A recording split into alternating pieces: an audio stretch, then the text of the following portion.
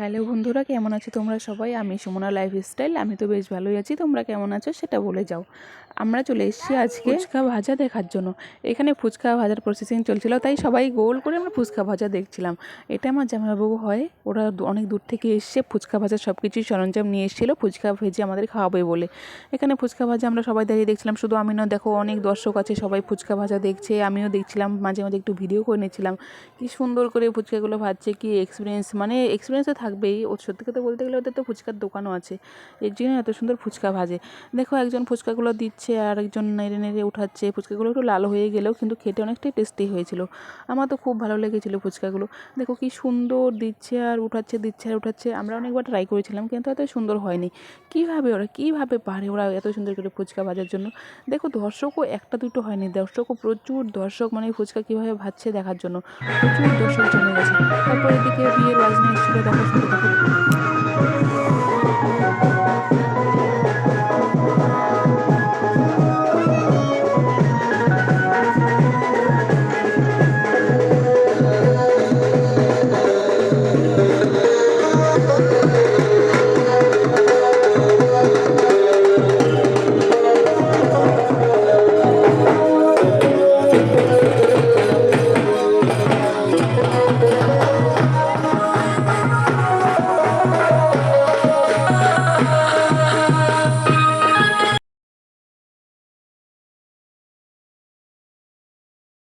তারপর সবাই বিয়ের বাজনা দেখার পর রাতে চলে এসেছিলাম ফুচকা খাওয়ার জন্য। মানে সবাই দাঁড়িয়ে দাঁড়িয়ে একটু বিয়ের বাজনা দেখছিলাম। দেখছিলেই তো কত ভিড়, সবাই বিয়ের বাজনা দেখছিল। সবাই আমরা ফুচকা খাচ্ছিলাম। এই জামাইবাবুটা ফুচকা বানিয়ে বানিয়ে দিচ্ছিলো, মানে উনি ফুচকার দোকানদার, আসল দোকানদার। ফুচকা খাচ্ছিলাম আমরা, ওনাকে বলছিলাম যে হ্যাঁ তুমি ফুচকার দোকানটাই নিয়ে আসবে, পরের বার আসলে আমরা তোমার থেকে কিনে কিনে খাবো। এত সুন্দর ফুচকা বানাও, খুব টেস্টি হয়েছিল খেতে, এত পরিষ্কার ঘরোয়া ফুচকা। এখানে সবাই এসেছিলো ফুচকা খাওয়ার জন্য। সবাই দেখো কত বড় বড় মুখ হাওয়া করে খাচ্ছিল। তারপর আমার এখানে জলে হচ্ছিলো না, ফুচকার জল অল্প অল্প করে দিচ্ছি, আমি একটু টকটা বেশি খাই তো। তারপর হাতা নিয়ে আসলো আমাকে দেওয়ার জন্য। দেখো এখানে কত লোক, মানে কত সুন্দর করে ফুচকাটা বানিয়েছে। দেখো ফুচকার জলটাও দেখতে খুব সুন্দর হয়েছিল, আলু সিদ্ধটাও খেতে একটু টেস্ট হয়েছিল না, খুব ভালো লাগছিলো দেখতে। সবাই খাচ্ছিলো, এমন কেউ বাদ নাই যে খাচ্ছিল না, সবাই খাচ্ছিলো। এদিকে সবাই হা করে করে খাচ্ছিলো, এত বড় বড় মুখ করে। এখন ওর মাঝে একটু বড় করলাম, এই তো আমার বৌদিও চলে এসছে ফুচকা খাবার জন্য। বৌদির মুখে একটু ধরলাম, বৌদি তোমার লজ্জা পেয়ে গেলো, বললো এই সবখানে শুধু ভিডিও করা, সবখানে শুধু ভিডিও করা। কিন্তু আমি কী করবো বলো, আমার তো কাজই এটা, ভিডিও করা শুধুই কাজ আমার। এই জন্য আমি ভিডিও করছিলাম। আমার ভিডিও করার সাথে আমার কোনো কাজ নেই। সঙ্গে কিন্তু আমার ছেলেকেও নিয়ে এসলাম, তবু ভিডিও করছিলাম। আমার ছেলে আমার পেছনে বসে আছে চেয়ারের মধ্যে। আমার ছেলে খুব দুষ্ট, তার জন্য ওকে সামনে আনিনি। ও ফুচকা খাচ্ছে না, ফুচকা খেতে পারে না, খুব ঝাল, তার জন্যই। এদিকে দেখো আমার বান্ধবী লিমা রানী খুব সুন্দর ফুচকা খাচ্ছিল, সঙ্গে ওর ভাইস্তাকেও নিয়ে এসেছিলো। ফুচকা খাচ্ছে আর বলছে তুমি এত সুন্দর ফুচকা বানাও, মানে এরকম কিছু বলছিল। আর জামাইবাবু তো হেসে উড়িয়ে দিচ্ছে, খুব হাসছিল, খুব খুশি হয়েছিল, ওর ফুচকার সুনাম করা হয়েছিল। তারপর ফুচকা খাওয়া হয়ে গেলে আমরা চলে এসেছিলাম আবার রাতের বেলা ওই দিনই বিয়ের বাড়িতে। বিয়ে বাড়িতে আসার পরে দেখো কি সুন্দর গেট, আগে যেন মনে হচ্ছে দুর্গাপুজো আমরা ঢুকছি, দুর্গাপূজার প্যান্ডেলে। খুব সুন্দর সাজিয়েছিল, খুব ভালো লাগছিলো দেখতে। আমরা বিয়ে বাড়িতে এন্ট্রি করছি, আমি, মামি, মামাতো বোন দুটো, তারপর ওই বান্ধবী, অনেকেই আরও ছিল, বৌদি, দাদা, অনেকেই ছিল, দিদির বর, ভাগনা, অনেকেই ছিল। সবাই মিলে আমরা বিয়ে বাড়িতে যাচ্ছিলাম। দেখো বিয়ে বাড়ির গেটটা কত সুন্দর সাজিয়েছে, কত সুন্দর লাগছে দেখতে।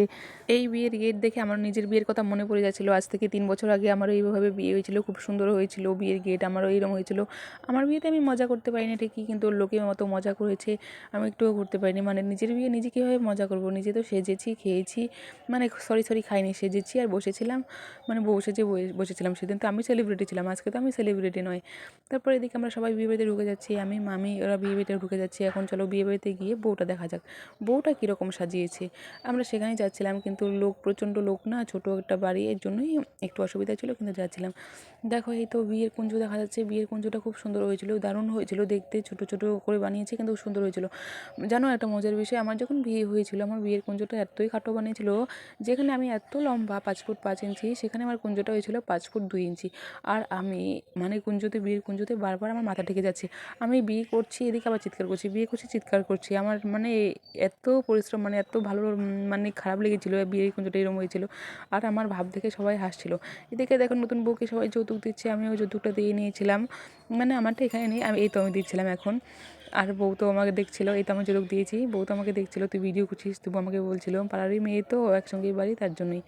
বউ তো অনেক সুন্দর সাজিয়েছে, ভালো লাগছিল দেখতে। বউ মানে খুব সুন্দর, মানে বিয়ের দিন সবাইকে এমনি থেকেই ভালো লাগে দেখতে, এত সুন্দর লাগছিল মেয়েটাকে দেখতে না, খুব সুন্দর মুখটা ফুটছিল, খুব ভালো লাগছিল দেখতে ওকে। সত্যি কথা বলতে গেলে বিয়ের দিন সবাইকেই সুন্দর দেখা যায়, খুব সুন্দর দেখা যায়।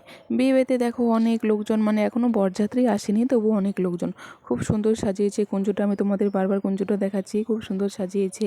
মানে এসব বিষয় দেখে না বারবার নিজের কথা মনে পড়ে, খুব সুন্দর লাগে, নিজের বিয়ের কথা খুব মনে পড়ে।